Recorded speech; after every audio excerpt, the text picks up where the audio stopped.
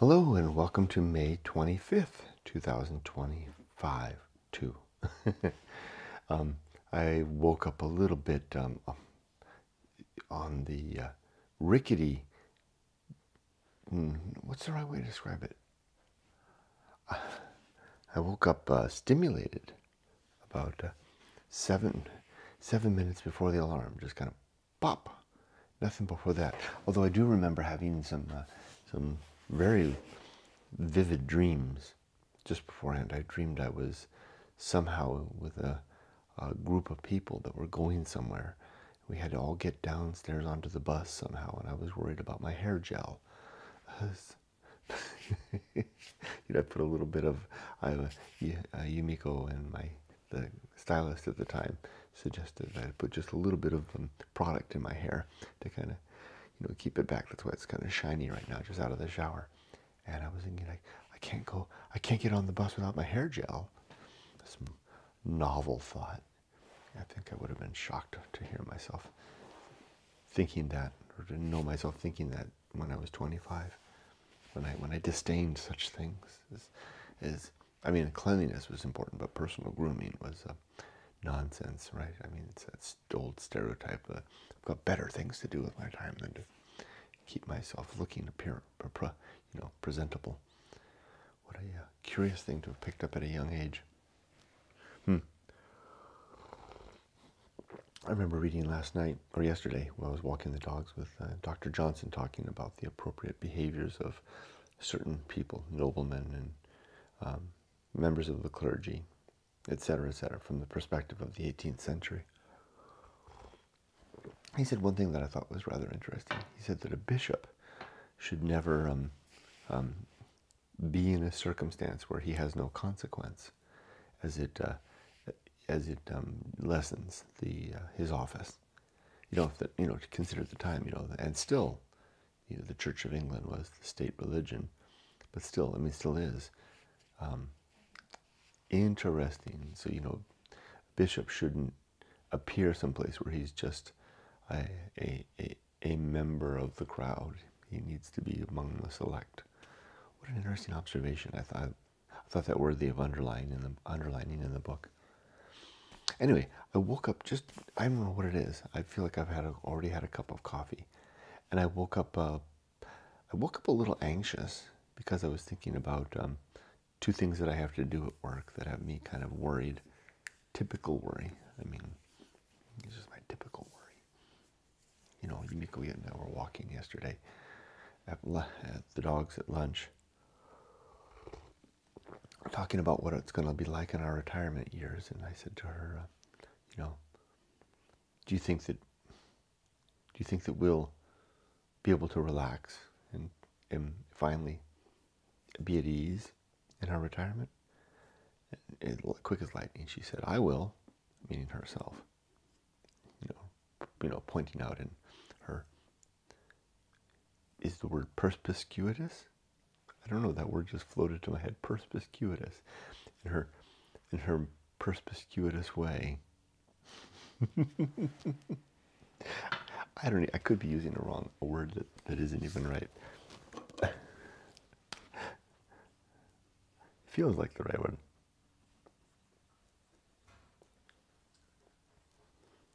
In her perspicuous way, my state. Not that that's what she does, but she'll do it if the opportunity arrives. I will find things to worry about. I will find things to fret, to keep me up at night, to panic over, and it'll be worse. Maybe because I won't have I won't be impelled by work to drive my motive force forward. Heavy duty words and images there, mental images, Kurt? Motive force to drive, to impel myself forward. I won't be impelled by the motive force to drive myself forward, which is precisely what it feels like when 7:30 strikes. I've got this giant clock. It's big relative to the space there, right above my desk.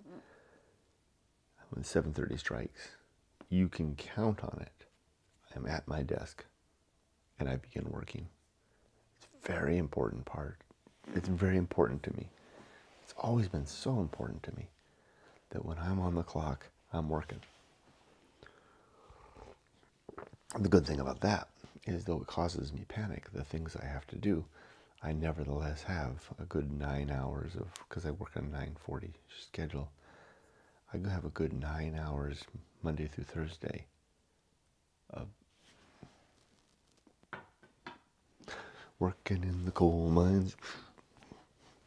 And as Dr. Johnson says, when you have, what does he say? Pain and, what was it? A work and a difficult life can keep your mind occupied. I don't have a very difficult life, but I certainly do have my work. And in retirement, if I don't have a difficult life, which I hope I won't, what am I going to do to keep myself occupied? It's hard to dwell on this so long. This is such a, curt focus thing, but I guess that's the point of this video, right? This is my 30 minutes of reflection on life and how to personally do better.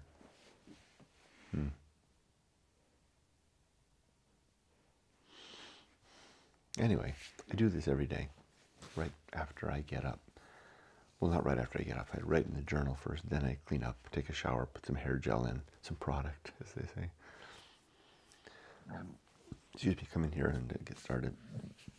And I reflect on yesterday. I recite my good life creed. And then I plan for the coming day. Let's do it. And remind me when I get to the uphill climb that I have something to add to that. First, yesterday and last night. Again, I slept got to sleep a little bit late. 9:45, 10-ish. Later than I should have. It's remarkable that I've got up so readily, but just as soon as I said that, I could feel, my energy drain. Kind of like an obligatory, wow, you didn't get enough sleep, you should feel like crap.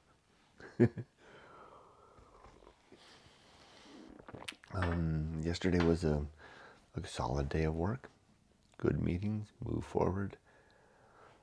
Like I said, I got those 2 new responsibilities, but I can do them. They are steps. They are today's steps, or so to speak, to begin at least. And then, so it was an okay day. I did feel like I was challenged by something. What was it?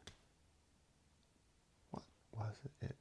Oh, yeah. I was walking the dogs, and I was ambushed. Internally, I ambushed myself. Walking the dogs on the sidewalk, on a long stretch of sidewalk going up like a quarter mile straight of sidewalk with, landscaping on the right and road on the left. Practically a highway. And I was walking the dogs and I was reading and I was taking up, I could see ahead of me, no one was coming. And I was walking at a brisk pace and I was reading. Suddenly I heard someone call out behind me. So I stopped.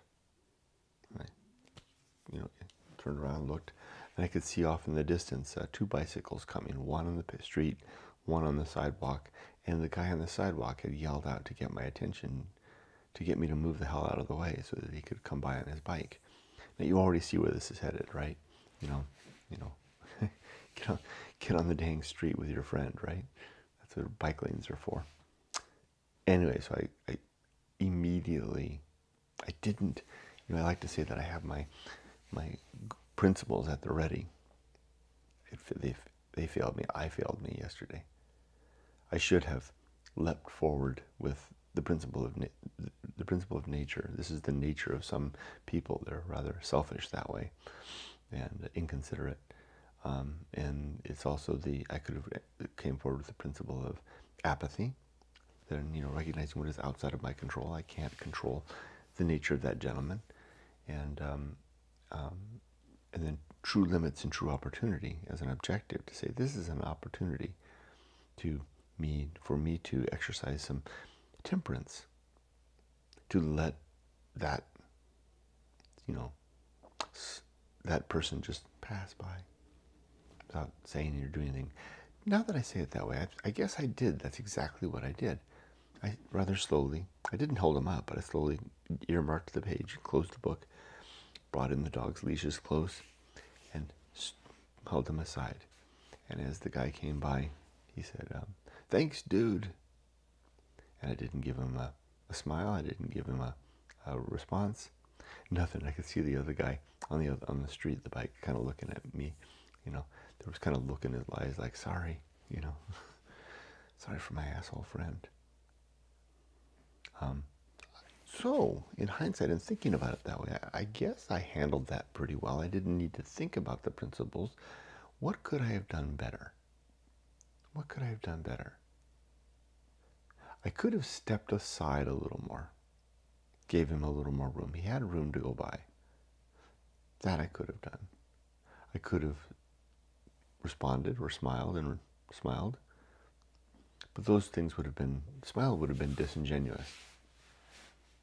I don't want to reward him for his lack of consideration, and I certainly don't want to encourage him.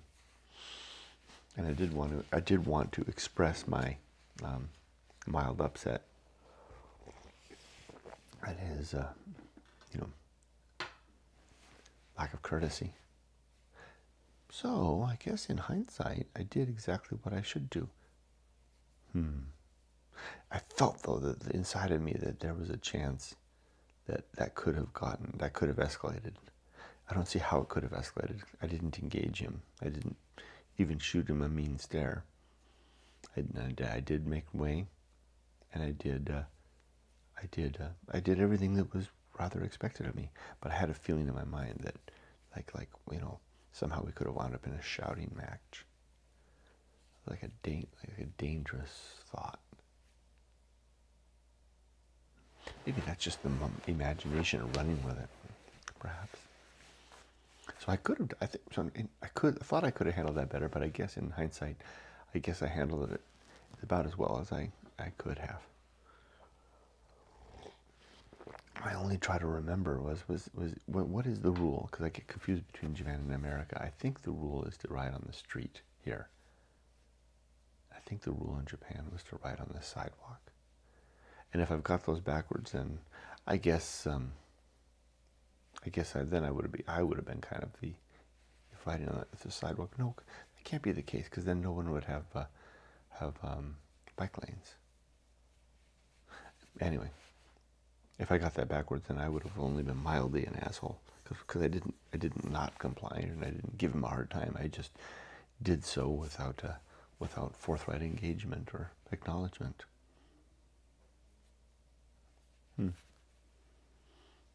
More minutia, huh? Life's full of all this distraction. Distraction all the way through. Okay, let's do the Good Life Creed. 7 objectives and 30 principles. As follows. The first objective is to be always ready to die. To have all my affairs and my relationships and my life's work in order. Number 2 is to make good and effective use of my time. To leverage my moments well, so that I'm living the best life that I can possibly manage and sustain in these moments, even the mundane moments. 3,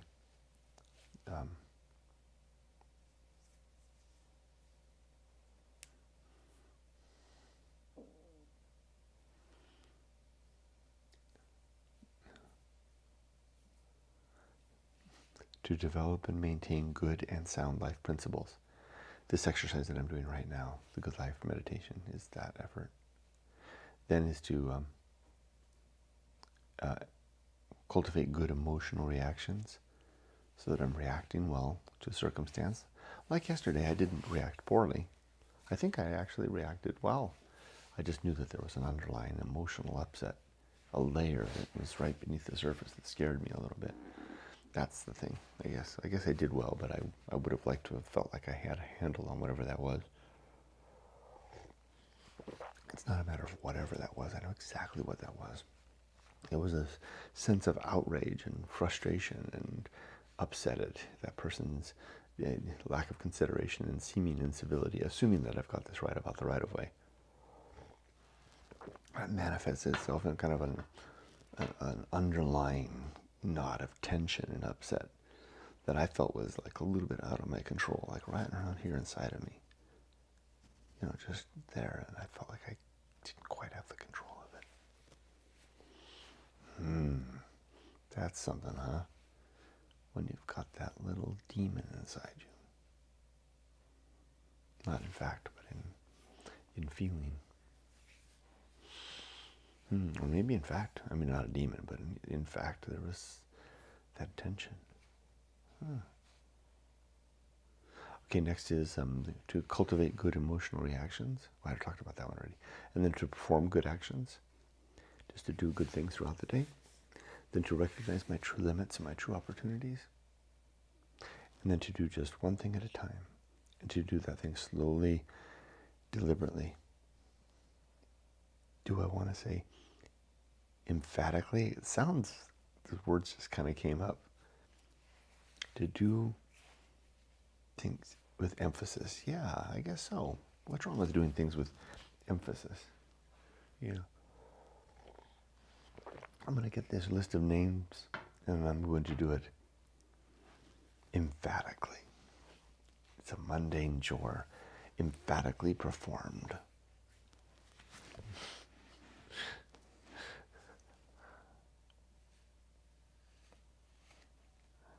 That should be a wife. So next is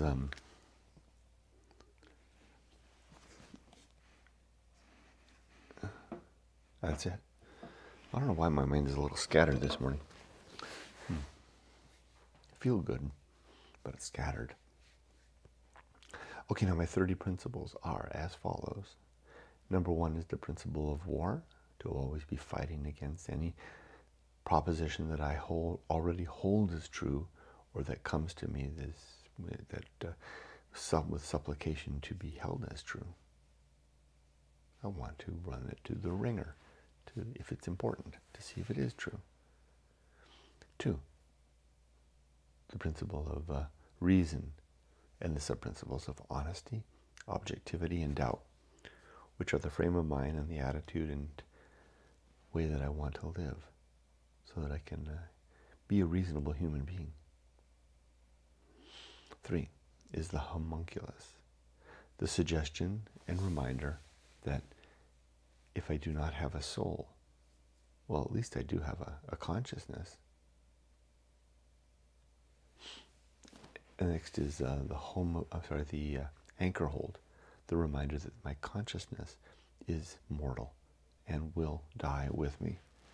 Everything that I contain is myself in this world view. This world, this perspective that I have is going to be wiped out utterly. There will be no afterlife, and there will be no chance to carry on. So today's the day that I have to live a more deliberate life, a more emphatic life. Next is the home of good and evil, recognizing that right and wrong, good and evil, are mere opinions that we hold in our mind. They don't exist outside of our heads. It's just a perspective. It seems a little bit objective when we look at the real world. We can measure the results and say, yeah, that really seems to be the case, but the universe doesn't give a damn. Only ourselves and our fellow human beings seem to care. Maybe our pets to a greater or lesser degree, particularly dogs. they seem to have some sense of right and wrong. So it's sentient creatures, maybe, to a degree. I don't know that crocodiles are sentient, but I don't know. I just don't imagine a crocodile weighing the scales of justice. Maybe they do. And maybe not an amoeba. Or maybe it does. Maybe it's a quality of life. overthink this. Huh? Okay, next is the principle of purpose, which has 3 sub-principles. My purposes are, 1, I call it biology, which is to make a baby and get that kid into adulthood. Boy, Emily said some stuff yesterday that really made me realize what a fine adult she's becoming. So I think I'm doing well on that one. 2, the principle of virtue, and a reminder to try to define what virtue is, and then try to live a virtuous life. And I define virtue as the efforts to improve the well-being of creatures, and particularly thinking creatures. Plants too, I guess, if I can. Love to help the rainforest. So I guess that's the whole ecosystem. The 3rd principle is, the purpose is to pursue the sharing and promotion of my book, Going Alone, which is the story of how I came to collect the principles and objectives of the good life. Available on Amazon and goingalone.org.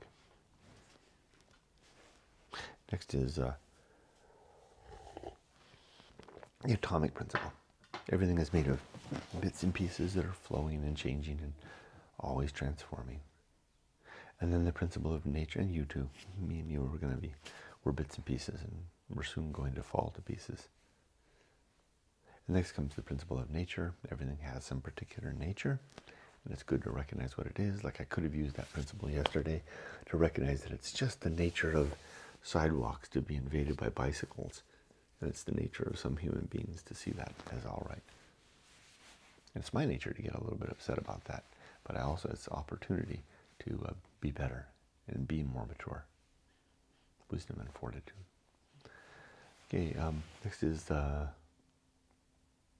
pirate ride.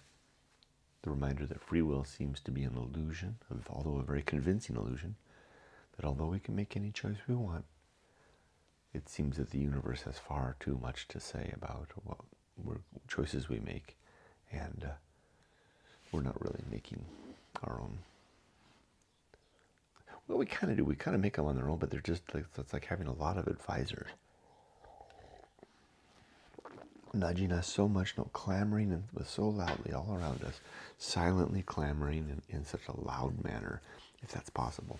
You get the idea, right? The whole universe is pressing in and pushing us. It's like squeezing cake icing out of a squeezer. It's this way. That's why we don't have free will, because everything else is all the pressure of the universe is pressing us in certain directions. And though we're welcome to make any choice we want, ultimately the choices that we do make were the only choice we could have made. Next comes maturity and the sub-principles of wisdom and fortitude.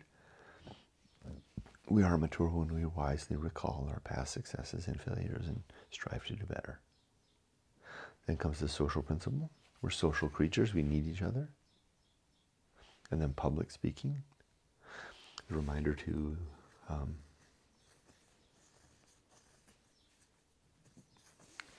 be very careful with our words and our writing.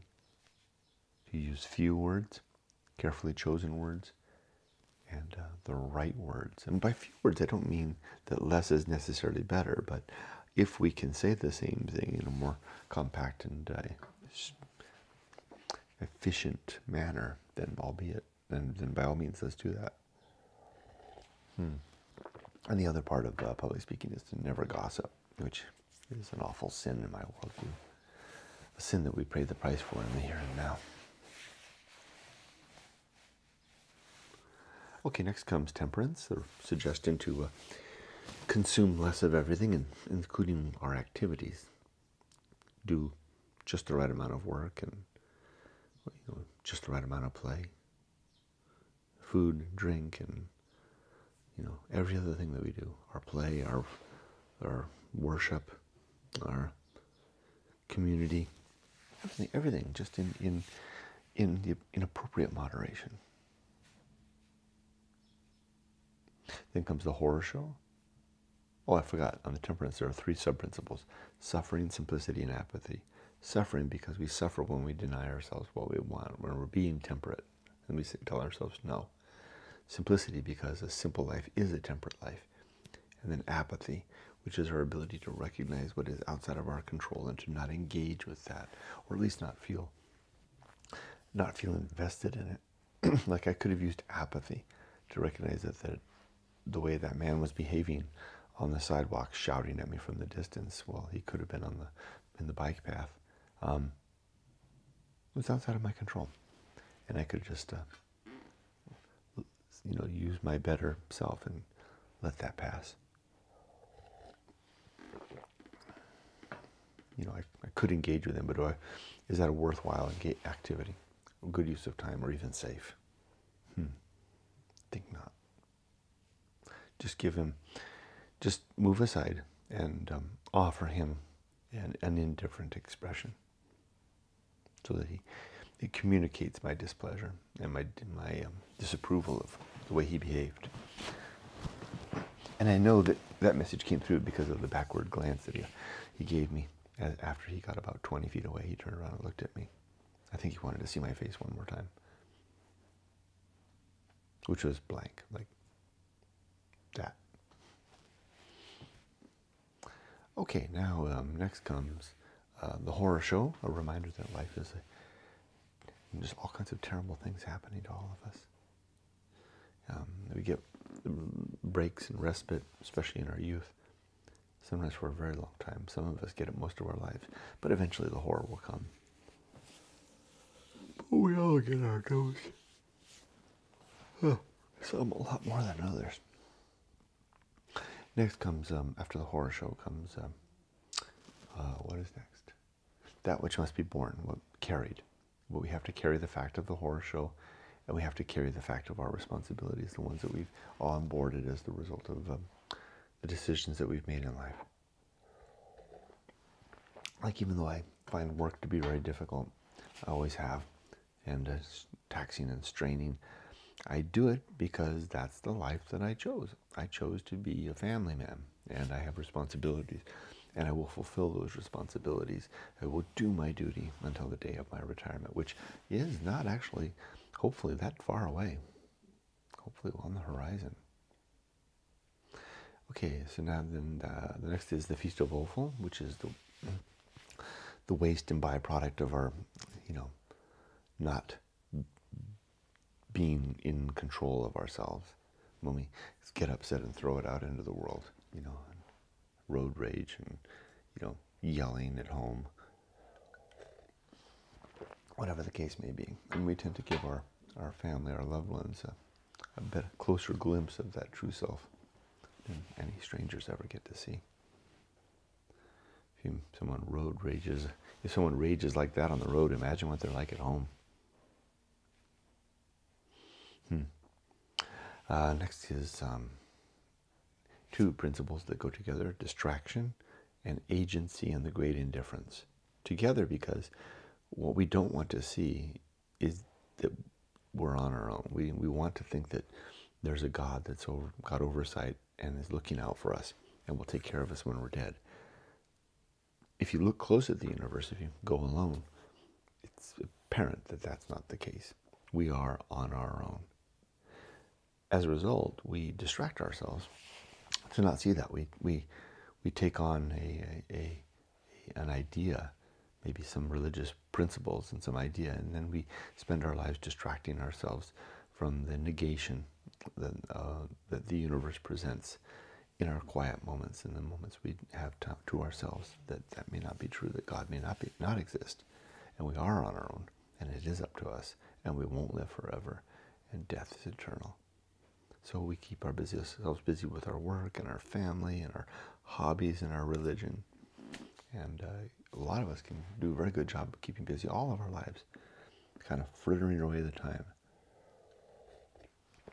preserving a fantasy and a wish that will prevent us from seeing the nothing that frightens us so. Next is the best seat in the house to not want to be anyone else, be anywhere else, or be doing anything else, but to be okay here, where, and who I am now, all the while striving to improve. Next comes the Path of Wildness, which is a way to step off of this safe and sane that we've created onto a new path, into a new life, to walk away from all of this and start a new existence. It doesn't mean we walk away from our responsibilities. We certainly don't walk away from our families. Some people do that, but there's a giant price to pay for that. But what we do walk away from is our complacency and our settled sense. We walk away into the unknown, new risks, new opportunities, and mostly a new chance to live and make more of ourselves, to grow and develop our character, and to face down what we're afraid of. And then comes, that's the Path of Wildness. And by the way, it's easy to find. It's the course of a stream. It's leaves blown in the wind, a beast's track through the brush, and the direction of our first inclination. We step upon the path when we say, I think I would like a change. And we begin to assemble facts towards that change. And we think about those facts, those options. And if we need more time, we give ourselves more time. But eventually we come to a point that a decision, it's time to make a decision. We decide, taking into consideration the facts, and if necessary, and this is the key part to get us over the top, we may weigh in with our gut feeling. How do I really feel about that? What does my instinct tell me?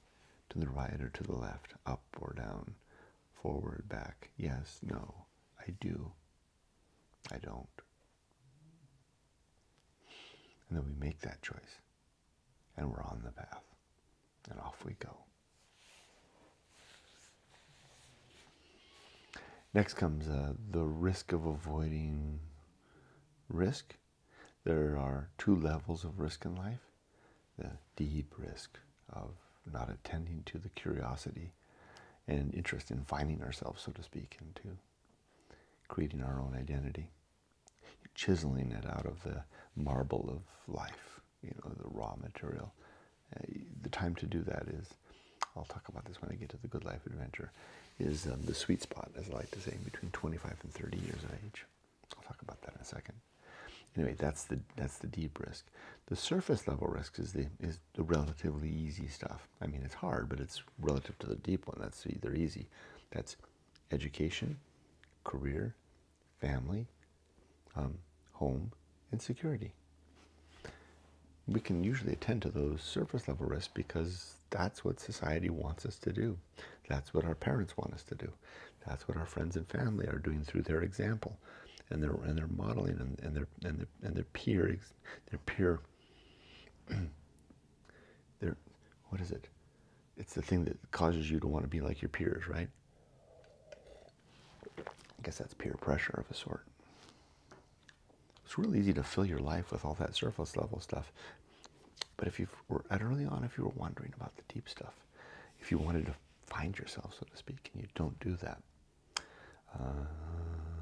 can't tell you. I don't think that's going to go away readily. It's going to haunt you. And it's going to haunt you even more after the kids are grown and the job is done and you've got all that free time.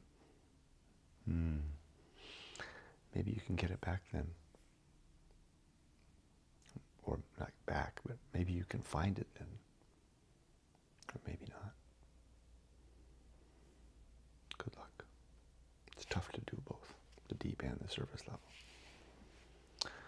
Okay, next is sin and damnation. There are 7 sins in my worldview. These are falsity, being untrue, credulity, believing things too readily, faith, believing things using the fact that we believe as the foundation for the belief, superstition, a category of belief that is obvious nonsense, falsity,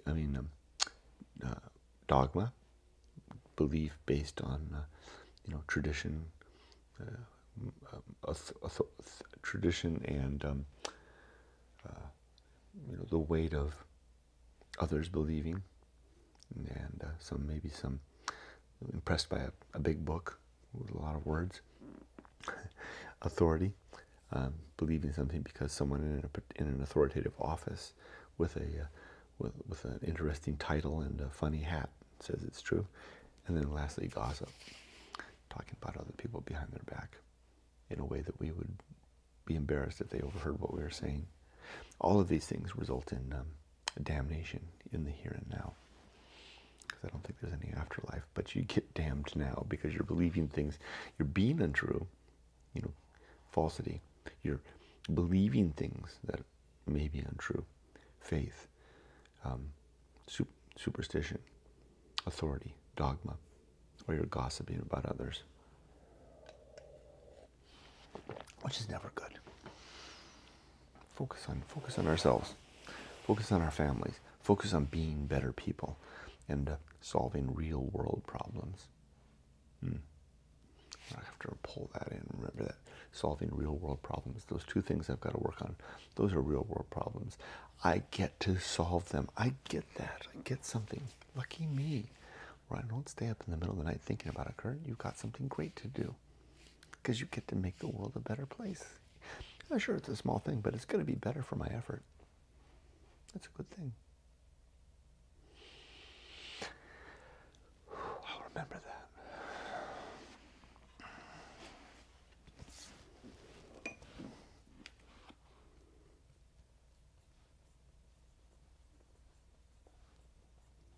Oh, I did get a circle yesterday. Complete oblivion is the next principle, a suggestion that life is, when life is done, that's the end. There's no more. There's no afterlife. We have no soul that will carry on after we're dead. There'll be no happy eternity in heaven or in damnation in a lake of fire. As a result, we won't see our loved ones again. No reuniting. We won't have a chance to make amends. No reconciliation. And we won't have a chance to see justice served. No final justice. So we need to work on those things now before we're dead.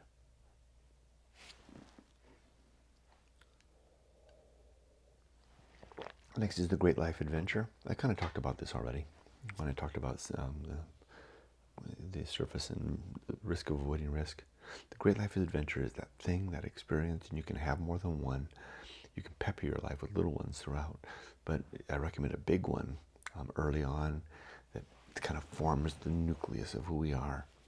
I remember when I was young, there would be those World War II vets that would run around, and that was a formative. That was their great life adventure for many of them. That experience of storming the beaches at Normandy, or shooting a kamikaze coming in at their ship.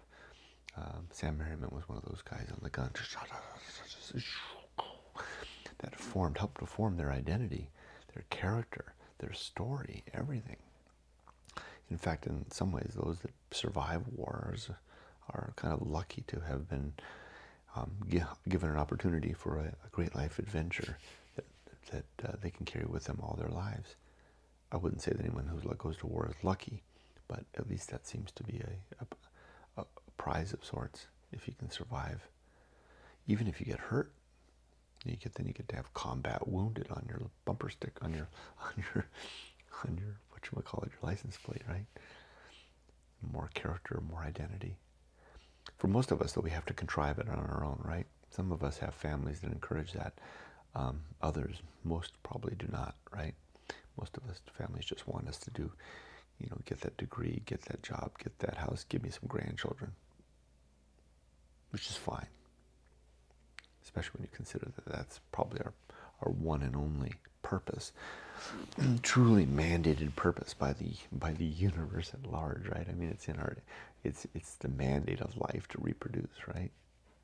It's not like God is saying that. It's like life wouldn't live if it wasn't compelled to make more of itself. So it's good to do that. But if you want that deeper story, you want to assuage that desire to know yourself, then you better know thyself. Give yourself an opportunity to, and if there isn't some self to know, create something of yourself that can be yourself. Do that in the Great Life Adventure. And again, age 25 to 30 is the best time to do that. Go to college. That's obvious. Even if you don't think it's a financially the best thing, if you don't think you're going to need it for your career, maybe you want to be a plumber, still go to college. It does something to you. Go to a cheap college, community college early, and then a cheap public school after that. Just get that degree and soak it up while you're there.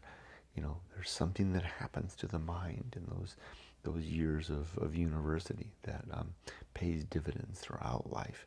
Doesn't even matter what you study. Just be there. Just do the experience.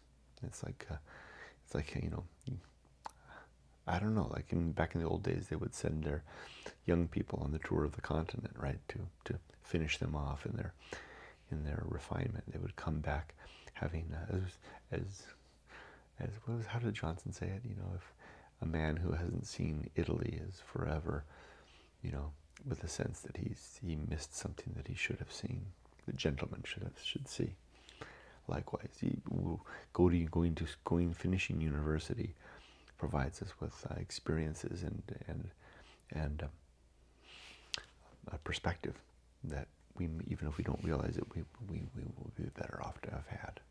So anyway, the Great Life. So the Great Life Adventure. After that, after you got the diploma at home, go home to your parents, give them the diploma. Say, here, please keep this safekeeping for me. I'll be back in a few years. Grab your backpack. Out you go.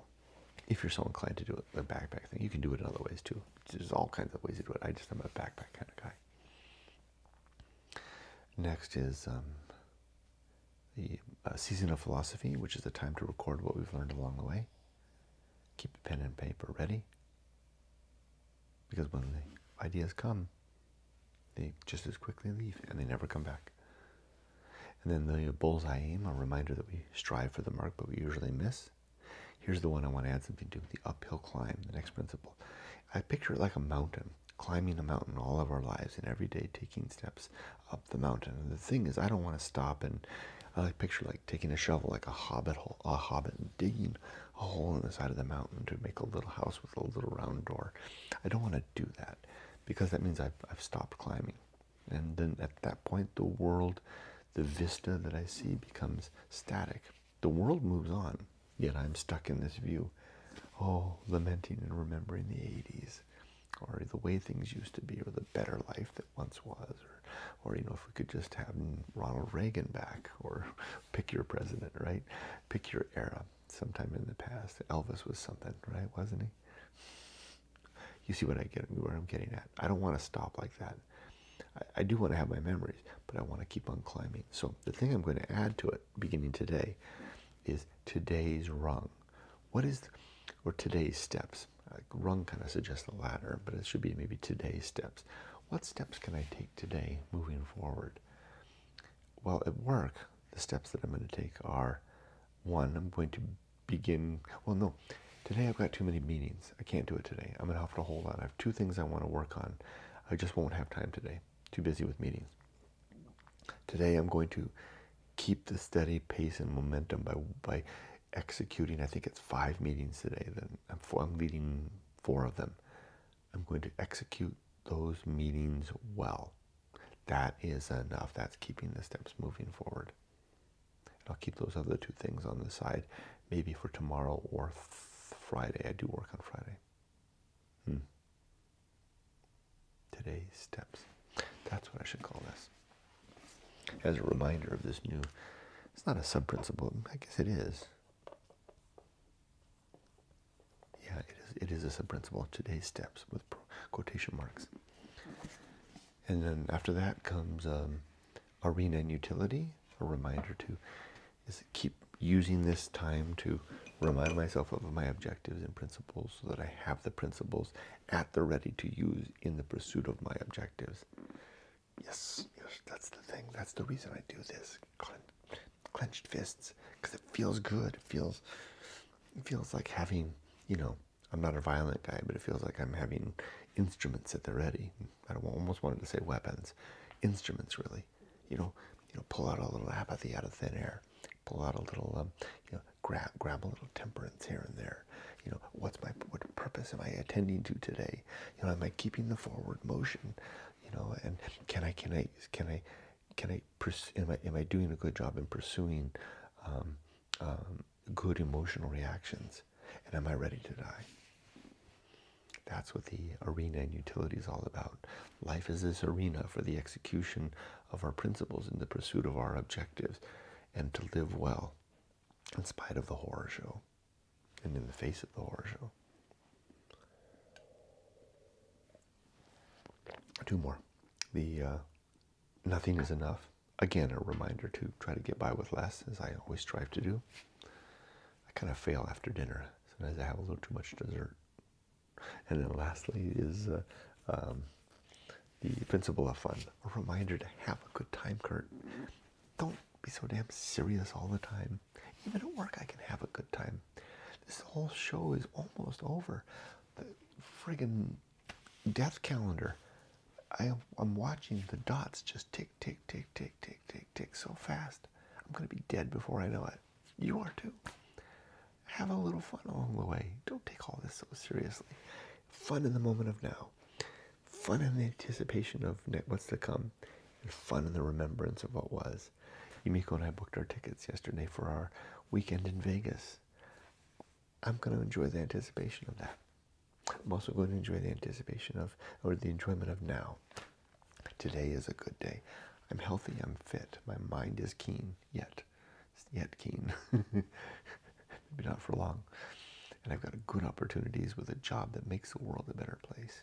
What more could I possibly ask for? And a daughter that's grown and healthy, smart as a whip, and a good human being. I should be able to enjoy the moment of now, even though the cloud of the horror show is darkening the skies, filtering through, little lightning strikes. Nevertheless. Okay, that's my good life meditation. Now let's plan for the day. I've got a full day of work, as I said. I've got my meetings all laid out. I know the correspondence I need to do. I know the reassurance I need to offer, because I know some people that need some reassurance. I know where I need reassurance as well. I'm going to get up now. I'll read the Bible. I think I'm on Isaiah 50 now, 51, something like that. After that, I'll feed the dogs, feed myself, change into my work clothes, get started on the day. Stepping forward, working hard, gonna have a good day. It's going to be a great day. Well, no, I don't know that it's going to be a great day. That sounds like optimistic pleading. It's going to be a day full of opportunities and challenges. And I'm going to do my best to eke out value for this day, even if it costs me my optimism, even if it costs me my energy, and I wind up fatigued and a little bit down at the end of the day. As long as I did a good job, as long as I made today I made the world a little bit better in objective, meaningful ways than it was, than before the day started, then I can sleep well, and I should sleep well. Thanks for joining me. Take care. Be safe, but not too safe.